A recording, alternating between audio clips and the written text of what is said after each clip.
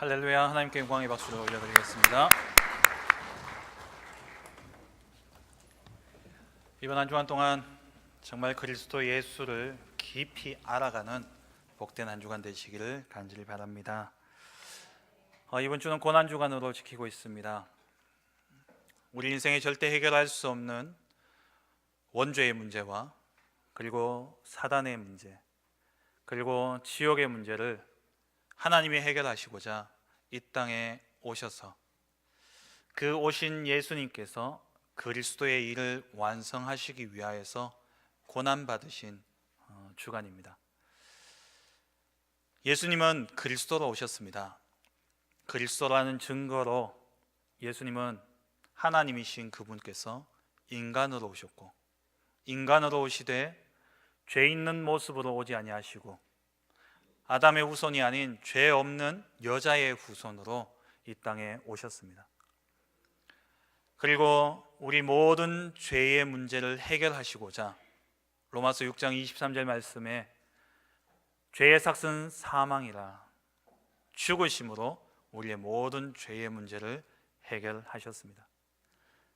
거기서 그치지 아니하시고 죽음의 세력을 잡은 자 마귀를 이기시고자 사흘 만에 부활하셨습니다. 그래서 사단의 모든 권세를 멸하시고 지옥 갈 수밖에 없는 우리의 운명, 하나님이 직접 우리 안에 오셔서 우리를 천국까지 인도하시고자 보혜사 성령으로 우리 가운데 오셨습니다. 그래서 예수님은 그리스도십니다. 이 땅에 어떠한 성인 군자도 그리스도의 일을 완성하신 사람은 아무도 없습니다. 그래서 우리가 깊이 알아가야 될 단 한 존재, 우리가 믿어야 될 단 한 대상, 그분이 바로 예수 그리스도인 것이죠. 그 그리스도께서 요한복음 19장 30절에 다 이루었다 말씀하셨습니다. 우리의 인생 문제를 완전히 다 해결하셨습니다. 그래서 이제 우리가 짐을 지고 살아가는 인생이 아니라 마태복음 11장 28절 말씀처럼 모든 수고하고 무거운 짐을 주님께 맡기는, 그 안에서 참된 쉼을 얻고 평안을 얻는 그러한 복된 전도자들 되시기를 주의 이름으로 축원합니다. 고난주간이라고 같이 고난받지 마시고 그리스도로 다 끝났기 때문에 그 안에서 참된 자유와 감사와 기쁨과 이번 주 강단 말씀처럼 즐거움이 넘쳐나는 귀한 한 주간 되시기를 간절히 바랍니다. 오늘 주신 본문을 가지고 자격 없는 비판을 멈추라라는 제목으로 함께 말씀의 은혜를 나누기를 원합니다. 오늘 마태복음 7장 말씀을 읽었습니다. 7장 1절부터 6절까지요. 이 말씀은 산상수훈 속에 있는 말씀이죠. 산상수훈은 예수님께서 제자들에게 전달하신 정말 보화와 같은 말씀들을 모아놓은 것이 바로 산상수훈입니다. 그게 마태복음 5장부터 7장까지 기록되어져 있죠. 이 산상수훈의 목적은 옛 틀을 깨고 새 틀을 갖추라는 겁니다. 그리스도께서 다스리시는 평화의 나라, 하나님 나라의 새로운 질서에 대해서 말씀하고 있는 내용이 바로 산상수훈인 것이죠. 제자들을 향해서 옛 틀을 깨라고 말씀을 하시는데 그 옛 틀의 중심에는 다름 아닌 외식하는 자, 곧 바리새인들이 그들의 중심에 있었습니다. 이들의 전통과 문화를 깨는 가르침이 바로 산상수훈이죠. 그런 가운데 오늘의 주제는 비판입니다.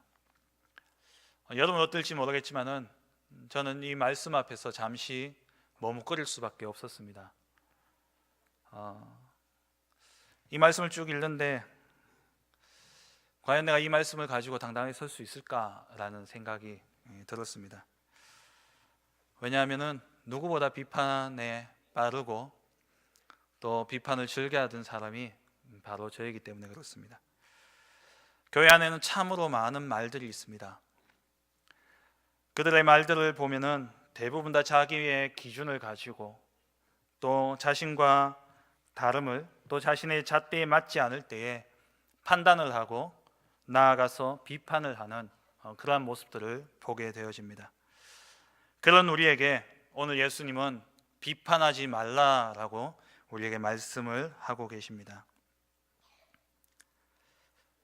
여기서 비판이라는 말은 원래 쓰인 단어의 의미는 판단, 심판 이런 뜻입니다. 그런 단어인데 아마 이 마태복음을 번역하는 가운데 이 마태복음 7장의 이 내용은 바리새인들을 향해서 예수님이 좀 부정적인 의미로 표현을 했기 때문에 판단이라는 단어보다는 비판이라는 그러한 단어를 쓴 것 같습니다. 본문에 쓰인 여기에 나오는 비판이라는 이 단어는 헬라어로 크리노인데요. 이 단어는 예수님이 사복음서에 6번 사용하셨습니다. 그 가운데 비판이라고 번역된 것은 산상수훈에서 마태복음 5장과 또 병행 구절인 누가복음 6장에 나오는 그 산상수훈에서 비판이라는 단어를 사용하셨고, 똑같은 단어인데도 다른 요한복음에서는 판단이라는 그러한 단어로 번역이 되어져 있습니다.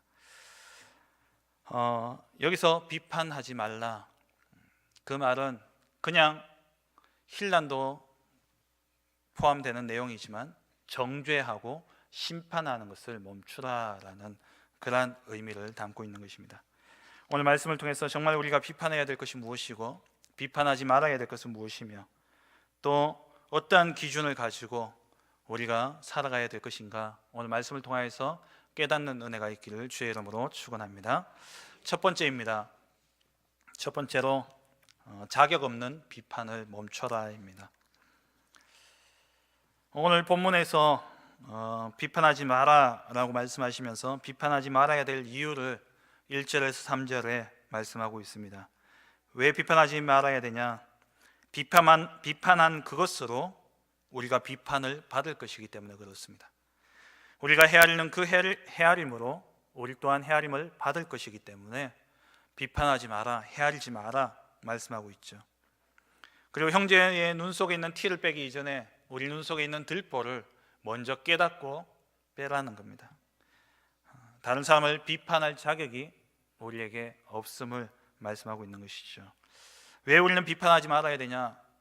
그보다도 더 근본적인 이유가 있습니다. 왜냐하면 하나님은 우리에게 단 한 번도 다른 사람을 판단할 자리에 우리를 세우신 적이 없으시기 때문에 그렇습니다. 원래 인간이 창세기 1장 27절에 하나님의 형상대로 창조되어졌죠. 그러면서 28절에 하나님께서 그 창조되어진 인간에게 생육하고 번성하여 땅에 충만하라, 땅을 정복하고 다스리라 라고 하나님께서 축복을 주셨습니다. 그 다스림 안에는 하나님의 말씀대로, 하나님의 뜻대로 대리통치자의 그러한 직무를 감당하라는 말이지 자기의 주관대로 판단하고 또 심판하라는 그러한 의미는 아닙니다. 예수님께서 에덴 동산의 모든 나무의 실과는 먹도록 허락하셨지요. 그런데 단 하나는 금하셨습니다. 그 열매가 무엇이요? 선과 악을 알게 하는 나무의 열매였습니다. 원래 창조되어진 인간은 선과 악을 구별할 필요도 없고 선과 악을 구별할 줄도 모르는 상태로 지음받았습니다. 왜냐하면 그것은 우리의 일이 아니라 하나님의 일이기 때문에 그런 것이죠. 그런데 이 인간이 하나님의 그 명하신 명령을 어기고 그 열매를 먹게 되어졌습니다.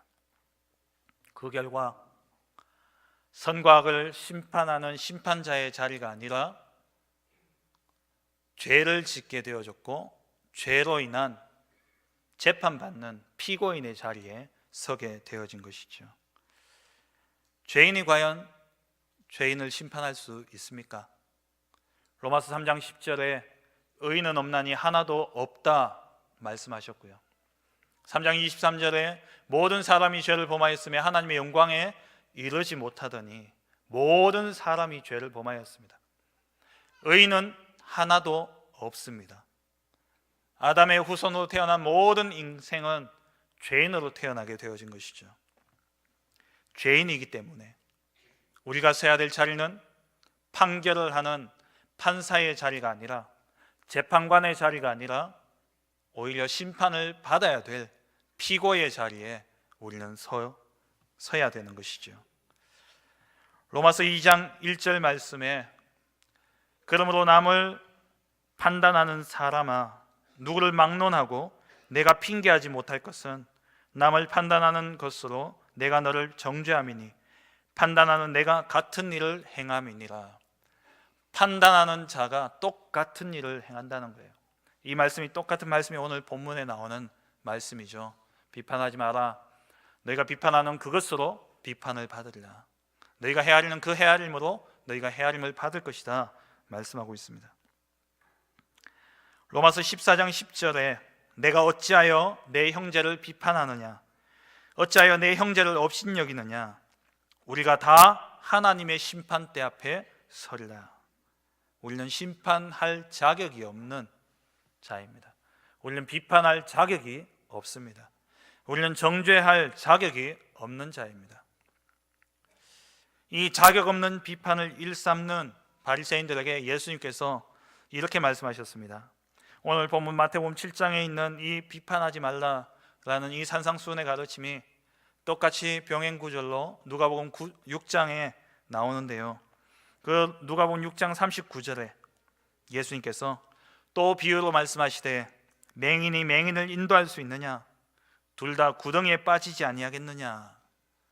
선과 악을 올바르게 판단할 수 있는 능력도 없는 자가 이게 옳다, 저게 옳다, 너는 나쁘다, 너는 죄인이다 판단한다면 그것은 맹인이 맹인을 인도하는 것과 같다라고 말씀하고 있는 것입니다. 이들을 향해서 예수님은 오늘 7장 5절에 외식하는 자여라고 이야기하죠. 이 바리새인들을 향해서 외식하는 자들이다 라고 말씀하고 있습니다. 외식은 산상수훈으로 봤을 때 두 가지로 예수님은 외식하는 자들이라고 이 바리새인들을 책망하고 있습니다. 첫째는 남에게 보이기 위해서 행하는 선들, 자기가 남에게 보이기 위해서, 진심이 아니라 보이기 위해서 행하는 선들, 그 예를 마태복음 6장에 이야기하길 기도, 은밀히 기도해야 되는데 길거리에서 기도하고 있는 모습들, 구제하면은 왼손이 하면 오른손이 모르게 해야 될 것을 다 떠벌리면서 구제하고요. 금식을 하는데 내가 금식한다 라는 그걸 표시내기 위해서 온갖 죽을 인상을 다 쓰고 그러면서 금식하고 있는 그들을 예수님 비판하셨죠. 그들을 향해서 외식하는 자들이라고 말씀하셨습니다. 그리고 또 이들을 향해서 외식하는 자들이라고 예수님 비판하신 이유는 자신의 잘못은 가리고 타인의 잘못만을 지적하고 고쳐주려고 하는 그 행위를 보면서 너희는 깨끗하지 못하면서 왜 다른 사람들을 그 더러운 부분을 덜추어내고 그걸 고치려 하느냐, 그러면서 예수님께서는 외식하는 자들이라고 말씀하고 있는 것입니다. 이 자신의 잘못은 가리고 외식하고 있는 서기관들과 바리새인들을 향해서 예수님께서 마태복음 23장에 신랄하게 비판하고 있는 그러한 모습을 볼 수 있습니다. 마태복음 23장 25절에 화 있을진저 외식하는 서기관들과 바리새인들이여, 잔과 대접의 겉은 깨끗이 하되 그 안에는 탐욕과 방탕으로 가득하게 하는도다. 그 속에는 온갖 더러운 걸 가지고 있으면서 겉으로는 거룩한 척, 그 자기의 거룩한 척하는 그것을 가지고 다른 사람보다 내가 좀 더 낫다, 나는 저 사람을 판단할 수 있다, 나는 저 사람을 평가할 수 있다, 나는 저 사람을 정죄할 수 있는 위치에 있다라고 착각하고 있는 그들을 향해서 예수님께서는 외식하는 화 있을진저 외식하는 서기관과 바리새인들이여 라고 말씀하고 있습니다. 화 있을진저, 저주받을 놈들아, 이런 뜻이에요. 마태복음 23장 27절에는 화 있을진저 외식하는 서기관들과 바리새인들이여, 회칠한 무덤 같으니 겉으로는 아름답게 보이나 그 안에는 죽은 사람의 뼈와 모든 더러운 것이 가득하도다. 무덤을 이 석회로 딱 발라서 깨끗하게 무덤을 만들어 놨습니다. 그 겉모습만 보면 얼마나 깨끗합니까? 그런데 그 속에는 썩어져가는 육신을 가진 시체가 그 안에 들어있는 것이죠. 그와 같이 이 바리새인들과 서기관들은 그러한 외식하는 그들의 외식을 바라보며 예수님이 저주하고 있는 내용입니다. 마태복음 23장 28절에 이와 같이 너희도 겉으로는 사람에게 옳게 보이되 안으로는 외식과 불법이 가득하도다. 아무리 깨끗하게 보이려 할지라도 사람이 보기에는 깨끗할 수 있습니다. 왜냐하면 사람은 눈으로 보는 것과 귀로 듣는 것으로 판단할 수밖에 없기 때문에 그렇죠. 그런데 마음을 보시는 하나님, 마음을 보시는 주님 앞에서 봤을 때는 더럽기 그지없는, 똑같은 보이는 죄를 짓는 자나 속에 더러운 모습을 하고 있는 바리새인들이나 똑같다라는 거예요. 그런 똑같은 니들이 어떻게 다른 사람을 판단하고 비판할 수 있냐라고 말씀하고 있는 것이죠. 이것은 비단 바리새인뿐만 아니라 저희의 모습이고 바로 우리들의 모습입니다.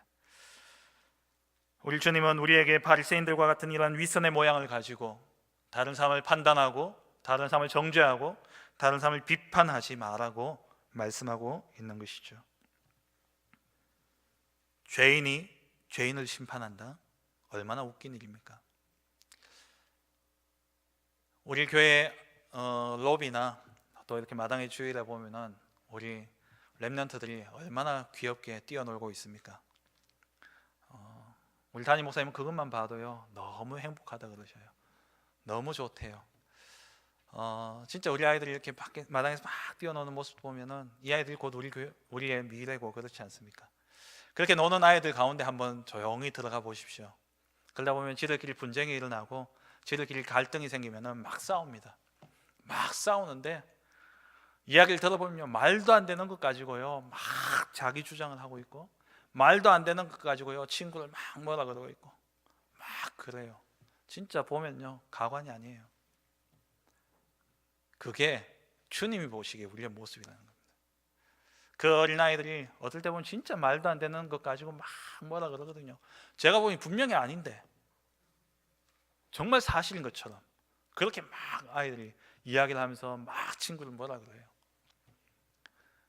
그게 우리의 모습입니다. 그게 비단 바리새인의 모습이 아니라 우리의 모습이라는 거죠.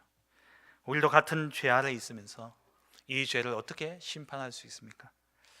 맹인이 맹인을 인도하면 낭떠러지에 떨어질 뿐입니다. 더 이상 자격 없는 심판을 멈추시기 바랍니다. 제가 처음에 제목을 자격 없는 비판을 금하라라고 이렇게 제목을 잡았거든요. 근데 금하는 것보다 하던 것을 멈추는 게 낫겠다라는 생각이 들었습니다. 정말 이 말씀을 기억하시면서 잠깐이라도 욱하는 마음에 나오더라도요 하던 모든 비판을 멈추시는 그런 은혜가 있기를 주의 이름으로 축원합니다. 두 번째로 그렇다면은 모든 비판을 우리가 금해야 됩니까? 주님은 그렇게 말씀하지 않고 계십니다. 우리가 아무리 죄인일지라도 비판해야 될 것과 비판하지 말아야 될 것이 있죠. 판단해야 될 것과 또 정죄하고 심판해야 될 것과 하지 말아야 될 것이 있습니다. 예수님은 무엇을 비판하지 말아 하셨냐?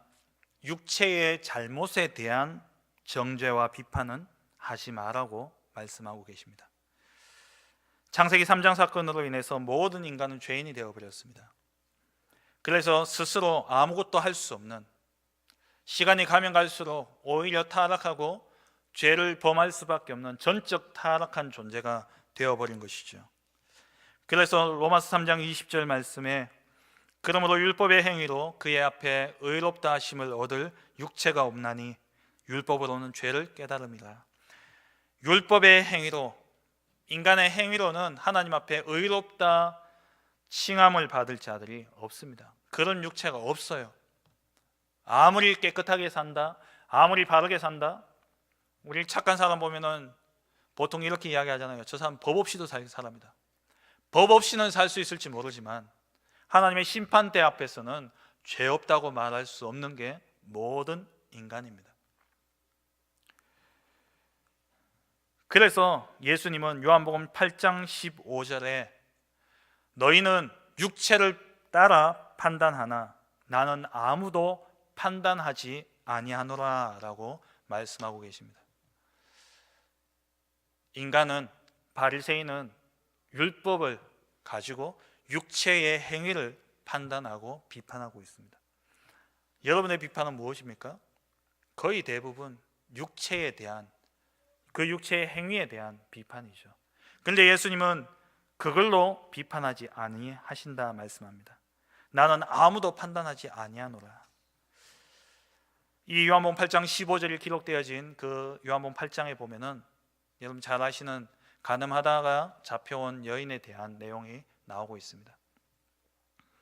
간음하다가 현장에 잡혀온 여인, 그 여인을 앞세우고 바리새인들이 이야기하죠. 간음한 여인들은 모세의 율법으로 돌로 치라고 기록되어져 있는데 선생님은 어떻게 하시겠습니까? 라고 묻습니다. 그때 예수님이 아무 말씀 안 하시고 땅에다가 뭔가를 쓰시기 시작하십니다. 그렇게 다 쓰고 난 다음에 죄 없는 자가 먼저 돌로 치라 말씀을 하십니다.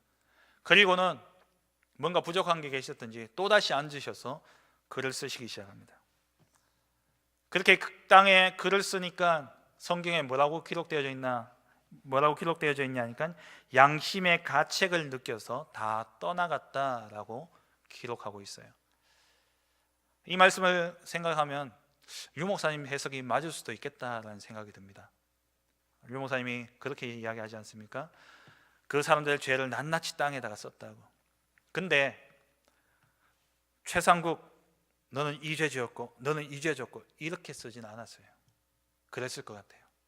그냥 남들이 모르는 죄, 나는 진짜 의롭게 깨끗한 척 그렇게 살고 있는데 내 속에 아무도 모르고 있는 그 죄, 그 죄를 예수님이 딱 쓰신 것 같아요. 그러니까 딱 보고는 양심의 가책을 느껴가지고 죄 없는 자가 돌을 치라 그러니까 저거 난데 하면서 다 돌아가는 거죠.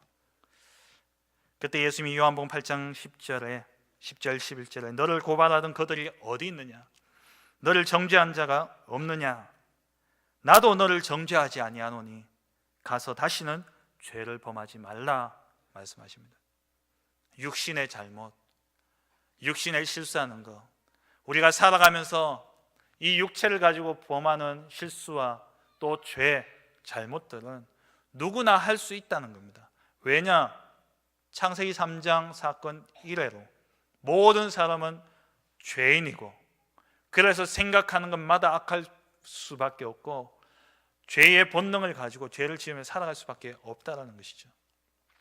구원받았음에도 불구하고 우리는 여전히 육체를 가지고 있기 때문에 바울이 고백했던 것처럼 나는 공고한 자로다. 이 사망의 몸에서 누가 나를 건져내랴. 그런 육신의 잘못을 누구나 다 범할 수 있다는 거예요. 거기에 대해서는 예수님은 아무도 나는 판단하지 아니한다라고 말씀하고 계십니다. 행위로는 절대 의로울 수 있는 자가 없습니다.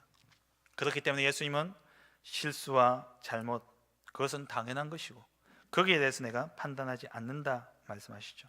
사복음서를 한번 읽어보시기 바랍니다. 예수님은 그 어디에도 육신의 잘못, 인간의 실수와 잘못에 대해서 단 한 번도 비판하신 적이 없으십니다. 정죄하신 적이 없으셔요. 심지어 자기를 판 유다를 향해서도 예수님은 비판하지 않으셨습니다. 심지어 예수님이 보는 앞에서 자기를 저주하고 부인하고 도망갔던 베드로를 향해서도 예수님이 찾아오셔서 네가 왜 그랬어? 라고 정죄하지 않으셨습니다. 네가 나를 사랑하느냐? 죄에 대해서는 단 한 번도 언급하지 않으셨습니다. 뿐만 아니라 구원받은 자는 이미 그리스도로 말미암아 의롭다함을 얻었습니다. 그런데 누가 과연 죄인이라 정죄하고 비판할 수 있겠습니까? 로마서 8장 33절 34절에 누가 능히 하나님께서 택하신 자들을 고발하리요? 의롭다 하신 이는 하나님이시니 누가 정죄하리요? 죽으실 뿐 아니라 다시 살아나신 이는 그리스도 예수시니 그는 하나님 우편에 계신 자요 우리를 위하여 간구하시는 자시니라. 우리가 누구를 정죄한다는 것은 우리가 하나님의 자리에 서 있다는 겁니다. 창세기 3장입니다. 내가 하나님이 되겠다, 내가 하나님과 같이 되겠다는 욕심으로 선악과를 따먹었듯이 우리는 매일 똑같이 창세기 3장 사건을 반복하고 있는데 그게 바로 심판자의 자리에 서 있는 겁니다. 날마다 선악과를 따먹으면서 너는 이것을 잘못했어, 너는 이렇게 비판받아야 돼, 너는 이 죄 때문에 비난받아야 돼, 그러고 있는 거예요. 우리가 누군가를 정죄한다는 것은 꼭 기억하시기 바랍니다. 내가 하나님의 자리에 서 있는 겁니다. 하나님이 깨끗하다 하신 자를 일컬어서 어떻게 누가 감히 더럽다 하겠습니까? 누가 정죄하려? 하나님이 깨끗하신 그들을, 하나님께서 택하신 그들을 누가 고발할 수 있고 누가 정죄할 수 있습니까? 의롭다 하신 이는 하나님이십니다. 하나님이 의롭다 하셨습니다. 그러면 잘못하는 사람을 두고 우리는 어떻게 해야 됩니까? 정죄하고 벌을 주기 위한 비판이 아니라 살리고 세우기 위한 권고와 충고가 필요한 것이죠. 비판하는 그러한 배경과 또 비판의 목적을 가만히 잘 생각해 보시기 바랍니다. 무엇을 위한 비판입니까?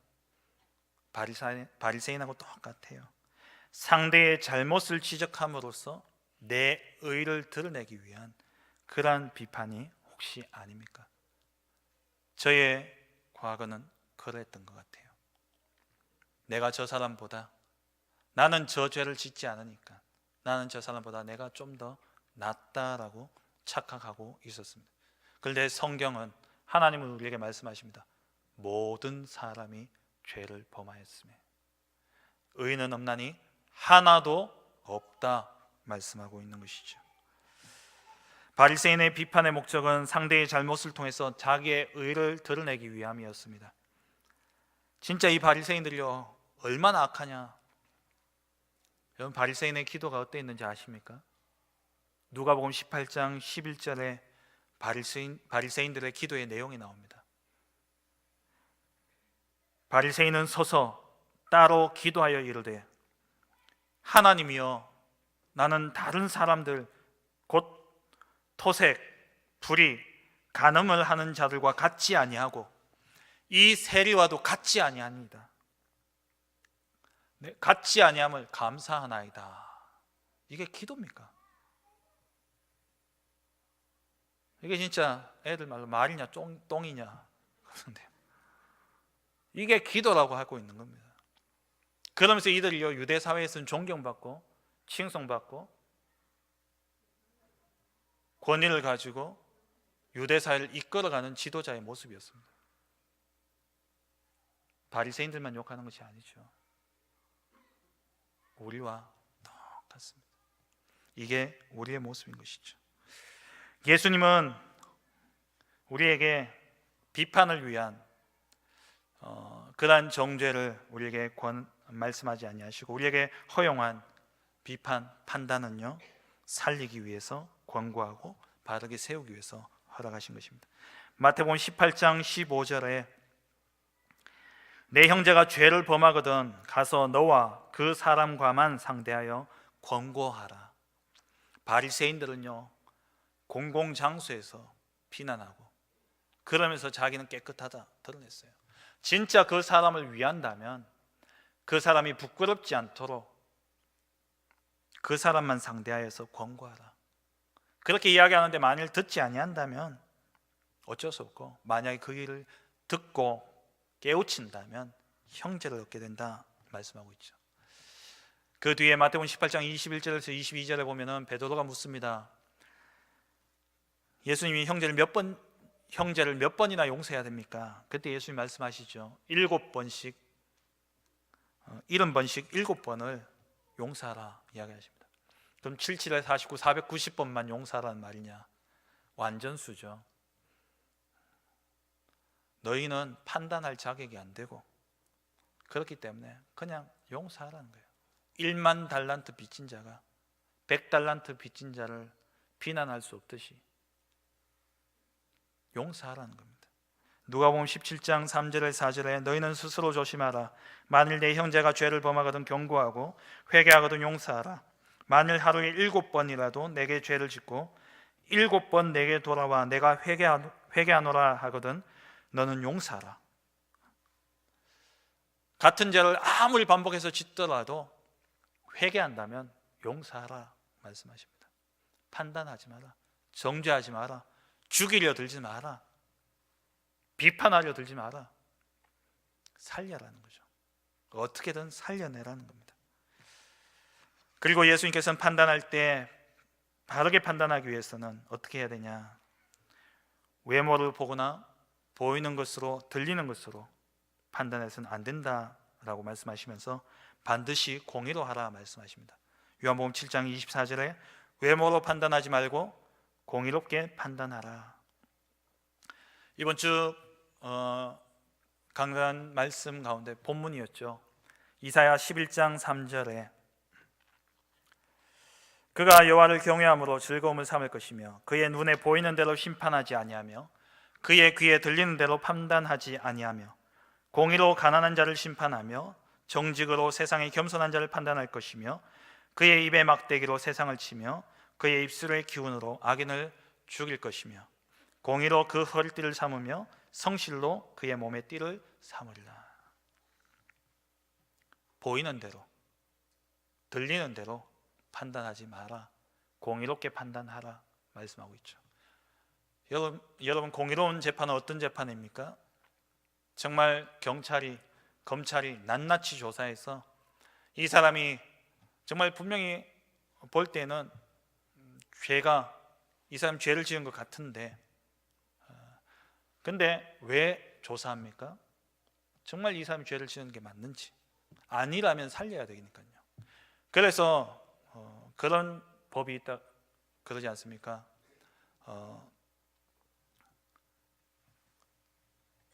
그 무죄 뭐죠? 갑자기 생각이 안 나는데.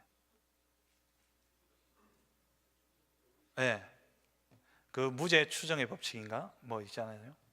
그러니까 이 사람이 아무리 유죄로 보일지라도 그 사람의 죄가 판정될 때까지는 무죄로 봐야 된다는 거예요. 그래서 말을 하지 않으면은, 그러니까 말을 하고 싶지 않으면은 말을 안 해도 되는 거예요. 불리한 진술이 될 수 있으면은 말을 안 해도 되는 겁니다. 우리가 사람을 판단하고 우리가 사람을 바라볼 때에 보이는 대로 들리는 대로 그렇게 판단해서는 안 된다는 거죠. 제가 그런 실수를 참 많이 하는데요, 그러면 결국에는요 제가 참 웃음꼴이 되더라고요. 어떤 책에 이런 예화가 나오더라고요. 어떤 아버지가 어린 아이들을 데리고 버스를 탔습니다. 버스를 탔는데 이 아버지가 버스를 타자마자 자리에 앉아서 창밖을 멍하니 보고 있는 거예요. 근데 함께 탄 이 아이들은 버스 안이 자기 놀이터인 마냥 막 소리를 지르면서 뛰어다니는 겁니다. 그 모습을 보는 모든 버스에 탄 사람들이 다 표정이 일그러지기 시작했습니다. 그러면서 아버지를 다 쳐다봅니다. 사람이 되먹지 못했구나. 사람이 경우가 없구나. 어떻게 아이들이 저렇게 뛰어다니면서 다른 사람을 이렇게 괴롭게 하는데 어떻게 저렇게 창밖만 보고 있을 수 있냐. 그러던 가운데 한 분이 정의감에 불타서 이제 그 아버지를 이렇게 다가가서 이야기합니다. 아니 왜 당신 아이들을 저렇게 다른 사람의 방해가 되게끔 저렇게 떠들고 저렇게 내버려 두냐. 그때 이 아버지가요 깜짝 놀라면서 정신을 차리고 이렇게 이야기합니다. 너무 죄송합니다. 방금 저와 우리 아이들은 제 아내이자 저의 엄마를 장례 치르고 오는 길입니다. 그래서 제가 저 아이들 데리고 어떻게 살아가야 될 것인가 그 생각을 하느라고 제가 아이들이 저렇게 뛰어다니는지 몰랐습니다. 이 이야기를 듣고 나니까 버스 안의 분위기는 어떻겠습니까? 모든 사람들이 하나같이 그 아이들이 어떻게 뛰어놀든 그냥 아무 문제 삼지 않고 그냥 있을 수밖에 없었죠. 다 사정이 있는 겁니다. 다 이유가 있어요. 보이는 대로 들리는 대로 판단하고 비난해서는 안 되는 것입니다. 조금만 들어가 보면요, 내가 들었던 거하고 정반대일 수 있습니다. 조금만 살펴보면요, 영 아닌 것을 내가 보고 판단할 수 있다는 겁니다. 공의롭게 판단한다는 것은 복음적인 관점으로 판단한다는 겁니다. 인간의 근본적인 배경을 알고 절대 자기의 의로 완전해질 수 없기 때문에 그 사람을 두고 우리가 판단하기보다 정말 그 사람의 연약함을 도우시는 성령의 충만함을 두고 우리는 기도하고 도와야 되는 것이죠. 공의의 목적은 죽이고 벌을 주는 것이 아니라 공의의 목적은 다 살려내는 데 목적이 있습니다. 살리기 위해서 우리는 권고하고 충고하고 정말 기도해 줘야 되는 것이죠. 마지막 세 번째로 예수님께서 행하신 비판이 있습니다. 이 비판은 반드시 해야 되는 비판입니다. 권고와 충고가 아니라 반드시 우리가 해야 될 비판입니다. 그 비판이 뭐냐? 예수님은 육신의 행위에 대해서는 비판하지 않으셨습니다. 그런데 예수님이 비판한 그 대상을 바리새인들과 서기관들을 향해서 예수님은 비판하셨죠. 예수님 누구를 비판했냐? 구원과 복음을 막는 자들에 대해서는 예수님은 비판하셨습니다. 이 비판은 반드시 있어야 됩니다. 사복음서를 보면 한 번도 사람의 행위에 대해서 실수에 대해서 비판하신 적이 없으셨지만 유독 바리새인들과 서기관들과 제사장들을 향해서 특별히 바리새인들을 향해서는 독사의 자식들아 회칠한 무덤과 같다 화 있을진저 이렇게 비판하셨어요. 왜 그러냐? 마태복음 23장 13절에 화 있을진저 외식하는 서기관들과 바리새인들이여 너희는 천국 문을 사람들 앞에서 닫고 너희도 들어가지 않고 들어가려 하는 자도 들어가지 못하게 하는도다. 23장 15절에 화 있을진저 외식하는 서기관들과 바리새인들이여 너희는 교인 한 사람을 얻기 위하여 바다와 육지를 두루 다니다가 생기면 너희보다 배나 더 지옥 자식이 되게 하는도다. 예수님은 바리새인들을 복음과 구원을 막는 이들을 향해서는 거침없이 예수님은 비판하셨습니다. 사람은 누구나 다 실수할 수 있고 사람은 누구나 다 잘못할 수 있습니다. 육신의 잘못은 개인이 실수하고 잘못하는 것은 그것은 비판과 정죄의 대상이 되어서는 안 됩니다. 그것은 살려야 되고 도와야 되는 것이죠. 그렇지만 사단의 앞잡이를 하고 마귀의 앞잡이를 하는 그 앞잡이 노릇을 하면서 복음을 막고 구원의 역사를 가로막는 자들이 있다면 우리는 비판하고 그들을 막아서야 됩니다. 왜냐하면 아무것도 모르는 무지한 자들이 그 길을 따라갈 수 있기 때문에 그렇습니다. 우리가 비판해야 될 것, 그것은 육신의 행위에 대한 비판이 아니라 하나님의 역사를 막는 것, 구원의 역사를 막는 것, 천국의 문을 닫는 그들을 향해서 우리는 비판을 해야 되는 것이죠. 말씀을 맺겠습니다. 시간이 꽤 지났네요. 너무나 간단한 이야기를 너무나 길게 한 것 같습니다. 우리는 비판할 자격이 없습니다. 비판하지 마시고 우리는 살리는 자로 부름받았기 때문에 늘 살리는 자리에 서시기 바랍니다. 살리는 척 하면서 비판하지 마시고 진짜 살리는 자가 되시기를 바랍니다. 그리고 정말 비판하고 싶다면 비판해야 될 것은 복음을 가로막는 사단의 앞잡이를 하는 저들을 향해서 우리는 반드시 비판하고, 이거는 공개적으로 비판을 해야 됩니다. 왜냐? 무지한 자들이 그 길을 따라갈 수 있기 때문에 이거는요 꼭 해야 됩니다. 정말 올바른 비판을 하시고 비판하지 말아야 될 것을 비판하지 않는, 이번 주 강단의 말씀처럼 강단의 본문에 나와 있는 이사야서 11장 2절 3절을 나오는 말씀처럼 그의 위에 여호와의 영 곧 지혜와 총명의 영이요 모략과 재능의 영이요 지식과 여호와를 경외하는 영이 강림하시리니 그가 여호와를 경외함으로 즐거움을 삼을 것이며 그의 눈에 보이는 대로 심판하지 아니하며 그의 귀에 들리는 대로 판단하지 아니하며 공의로 판단하는, 성령의 충만한 가운데 올바른 분별을 통해서 정말 사람을 살려내고 비판해야 될 복음을 가로막는 자들을 비판하여 그릇된 길로 빠지지 않도록 모든 백성을 올바른 길로 인도하는 우리 모든 성도님들 되시기를 주의 이름으로 축원합니다. 전능하신 하나님 아버지 감사합니다. 오늘 말씀을 통하여서 정말 우리가 무엇에 집중해야 될 것인가를 깨닫게 하심을 감사드립니다. 이 세상을 향하여 비판할 자격이 없는 우리가 정말 눈에 보이는 것, 귀에 들리는 것으로 판단하고 비판하는 자리에 서지 않게 하시고 육신의 실수와 잘못을 하는 형제들을 정말 복음으로 권고하고 기도로 도우며 그들을 일으켜 세워 살리는 자의 자리에 설 수 있도록 축복하여 주옵소서. 반대로 정말 복음을 막고 복음 안에 서 있는 자들을 무너지게 하며 그릇된 길로 빠지게 만드는 이 바리새인들과 같은 자들이 있다면 그들을 비판하고 그들에게 빠지지 않도록 많은 사람들을 옳은 길로 인도하는 귀한 우리 전도자들 될 수 있도록 축복하여 주옵소서. 예수 그리스도의 이름으로 기도합니다. 아멘.